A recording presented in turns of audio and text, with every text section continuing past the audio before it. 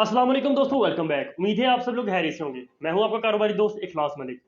दोस्तों, अगर आप लोग इस वक्त पाकिस्तान की सूरत हाल देखें तो इस वक्त बिजनेस चलाना बहुत ही ज़्यादा मुश्किल हो चुका है। बढ़ती हुई महंगाई की वजह से जो क्राइसिस चल रहे हैं और उससे जो आम आवाम या फिर बिजनेसमैन को जो नुकसान हो रहा है, हम उसके बारे में डिस्कस करेंगे। देखिए, जब महंगाई होती है ना तो सिर्फ एक बंदे के लिए नहीं होती, बल्कि सबके लिए होती है। और उससे जो इफेक्ट होते हैं वो सबसे ज़्यादा होते हैं मिडिल क्लास या फिर उससे लो क्लास जो तबका होता है ना, वो सबसे ज़्यादा इफेक्ट होता है। और पाकिस्तान में या फिर दुनिया में सबसे ज़्यादा क्वांटिटी में यही लोग मौजूद होते हैं। अगर आप लोग इनको अफेक्ट करते हैं तो फिर क्या होता है कि आपकी सेलें कम होती हैं। देखिए, जब एक बंदा अपनी ज़रूरियात ज़िंदगी को पूरा करने के लिए जो है कोशिश कर रहा था, लेकिन वो भी पूरी नहीं हो रही, देन वो कोशिश करता है कि वो फिर से और थोड़ा अपने आप को कंट्रोल करे, चीज़ों को कम बाय करे, शॉपिंग कम करे, जिसकी वजह से वो अपनी ज़रूरियात ज़िंदगी को पूरा कर सके। और इस वक्त जो सूरत जा रही है वो यही है कि जब एक मिडिल क्लास तबका या फिर लो क्लास तबका सिर्फ अपने बिल्स ही पे कर रहा है, उसके अलावा ज़िंदगी गुजारने के लिए जो है उसको बहुत ही ज़्यादा दुश्वारी का सामना है। एक ऐसा बिज़नेस जो कभी भी बंद नहीं होता, चाहे जंग लग जाए, चाहे वायरसेस आ जाएँ, चाहे पेंडिंग्स हो, यानी कि जो भी हो, जब तक लोग मौजूद हैं, ये बिज़नेस चलता है ग्रोसरी का, वो बंद नहीं होते। लेकिन इस वक़्त वो भी मुश्किलात का सामना कर रहे हैं। देखिए, एक बंदा अच्छा पहनना छोड़ सकता है, अच्छा लाइफ़स्टाइल छोड़ सकता है, आसाइशें छोड़ सकता है, लेकिन खाना-पीना नहीं छोड़ सकता। थोड़ा खाए, ज़्यादा खाए, खाना उसने ज़रूर है। लेकिन इस वक़्त लोग अपनी इस चीज़ को भी पूरा नहीं कर सकते। तो मैं आपको बताता हूँ कि इस वक़्त अगर आप लोग बिज़नेस करना चाहते हैं किराना स्टोर का या फिर आप चला रहे हैं, तो आपको कौन-सी मुश्किलात आएँगी और आप इसको कैसे रिकवर कर सकती हैं। सबसे पहले दोस्तों, आपकी सेल कम होगी, ठीक है? आपके मार्जिन लो होंगे, ठीक है? आप नाउम्मीदी का शिकार होंगे। तो इस चीज़ से निकलने के लिए जो तरीक़ाकार है वो मैं आपको नेक्स्ट वीडियो में बताऊँगा। इसमें जब हम ये बताएँगे आज के वक़्त में किराना स्टोर पे कितना खर्च आ रहा है। आज से 2 साल पहले अगर आप देखते हैं, 3 साल के पहले, तो मैं आप वीडियो बनाई थी मैंने 50-60 हज़ार रुपए से आप किसी गली मोहल्ले में ये काम स्टार्ट कर सकते थे, छोटे पैमाने पे स्टार्ट करके इसको चला सकते हैं। लेकिन अब अगर आप ये काम करना चाहते हैं किसी गली मोहल्ले में, तो फिर आपको जो मार्जिन है वो 2 से 3 लाख रुपए रखना पड़ेगा। वो भी एक नॉर्मल सा, ये नहीं कि आप लोग बहुत ही हैवी किस्म का सामान उसमें लाद रहे हैं, दुकान में डाल के फिर सेल करनी है, नहीं। बिल्कुल ही नॉर्मल सा। अगर आप लोग इंटीरियर पे डिज़ाइन पे, दुकान के रैकिंग पे या फिर उसके टेबल बनाने पे खर्चा आता है, वो भी आपको 2-3 लाख आता है। एक नॉर्मल सा टेबल भी अगर आप बनवाने जाते हैं, वो भी अब 10-20 हज़ार का बनता है।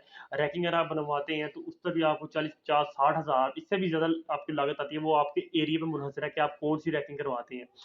सेकंड हैंड बाय करते हैं, वो भी आपको थोड़ी-सी सर्च करनी पड़ती है, फिर जाके आप ये बाय करते हैं। तो यानी कि बात ये है कि इस वक़्त चीज़ें इतनी ज़्यादा एक्सपेंसिव हो चुकी हैं कि आप 1-2 लाख से आपका काम नहीं चलेगा, आपको ज़्यादा एक्सपेंसिव, ज़्यादा पैसा इसमें इन्वेस्ट करना पड़ेगा। अब बात आती है मार्जिन की। देखिए, जहाँ आज से चंद साल पहले कोई दुकानदार था ना, वो एक टॉफ़ी का डब्बा ले लें आप, या फिर चीनी का तोड़ा लगा लें, या फिर किलो चीनी जो सेल करता है तो उसको ₹10 बचते हैं। एक टॉफ़ी का डब्बा बेचता है, बिस्किट का डब्बा बेचता है तो उसको ₹20 बचते थे। वो भी क्या, वो ₹100 का बाय करता था होलसेलर से और 120 का सेल कर देता था। यानी कि ₹20 उसको प्रॉफ़िट मिल रहा था, 20% प्रॉफ़िट मिलता था। चीनी का या ये ग्रोसरी वो सेल करता था, 90 की लेके 100 की सेल कर देता था, ₹10 प्रॉफ़िट उसको मिलती थी। लेकिन अब ये वक़्त है कि वो जो डब्बा 100 का लेके 120 का सेल कर रहे थे ना, वो अब 150 का मिल रहा है और 170 का सेल हो रहा है। प्रॉफ़िट आपकी वही है, लेकिन चीज़ें एक्सपेंसिव हो चुकी हैं। यानी कि आप पहले ₹100 सेल करके आपको 20 प्रॉफ़िट हो रही थी, अब आप 150 करके आपको ₹20 प्रॉफ़िट हो रही है। यानी कि आपकी प्रॉफ़िट कम हो चुकी है। तो इससे भी बहुत ज़्यादा इफ़ेक्ट हुए हैं। इसमें ये है कि जो बड़ी-बड़ी कंपनियाँ उन्होंने प्राइसेज़ हाई कर दी हैं, ठीक है? चीज़ें बॉक्सेज़ के साइज़ बड़े कर दिए हैं, लेकिन मार्जिन वही रखा है। तो इसमें भी दुश्वारियों का सामना है। अब लोग ये कहते हैं कि ब्रांड बड़े कम सेल करते हैं और लोकल चीज़ को ज़्यादा परचेज़ करते हैं ताकि उनको भी प्रॉफ़िट हो। अच्छा, इसके बाद दोस्तों बात आती है कि देखिए, अब ये क्राइसिस तो पाकिस्तान में इस वक़्त चल रहे हैं, लेकिन ये क्राइसिस हमेशा के लिए नहीं है। ये एक वक़्त आएगा, ये हालात बेहतर होंगे, ठीक है? देखिए, सिर्फ़ पाकिस्तान पर क्राइसिस नहीं आए और बहुत बड़ी-बड़ी कंट्रीज़ थी जो कि इस क्राइसिस से गुज़र चुकी हैं, ठीक है? अगर आप देखते हैं श्रीलंका जो बैंकरप्ट हुआ, लेकिन अब वो भी स्टेबल हो रहा है। आप अफ़गानिस्तान को देख सकते हैं, अब वो भी स्टैंड बाय हो रहा है। लेकिन ये वक़्त लगता है, अब हमें ये नहीं पता कि साल है या 2 साल लगेंगे, या फिर ये पीरियड कम है या ज़्यादा है, ताकि हमको ये उम्मीद तो हो ना कि भाई ये इतना वक़्त गुज़रेगा और फिर हम हालात ठीक होंगे। लेकिन हालात बेहतर होंगे, ज़रूर बेहतर होंगे, हर मुश्किल के बाद आसानी आती आती है।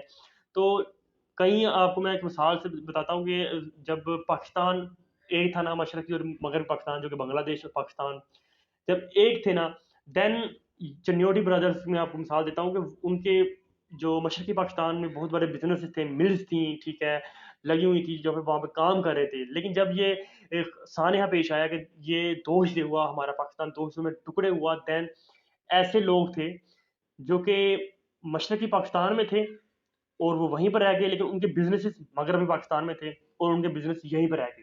और कई ऐसे थे कि जो मगरबी पाकिस्तान में लोग रहते थे और उनके बिज़नेसेस मशरक़ी पाकिस्तान में थे, मिल्स थी, ठीक है। लेकिन उस हादसे के बाद उनके टोटल बिज़नेसेस बंद हो गए।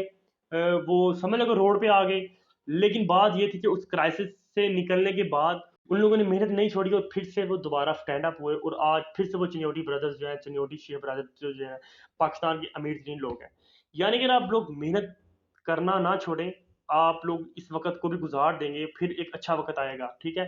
तो हालात बुरे और अच्छे आते रहते हैं, इससे नाउम्मीद नहीं होना।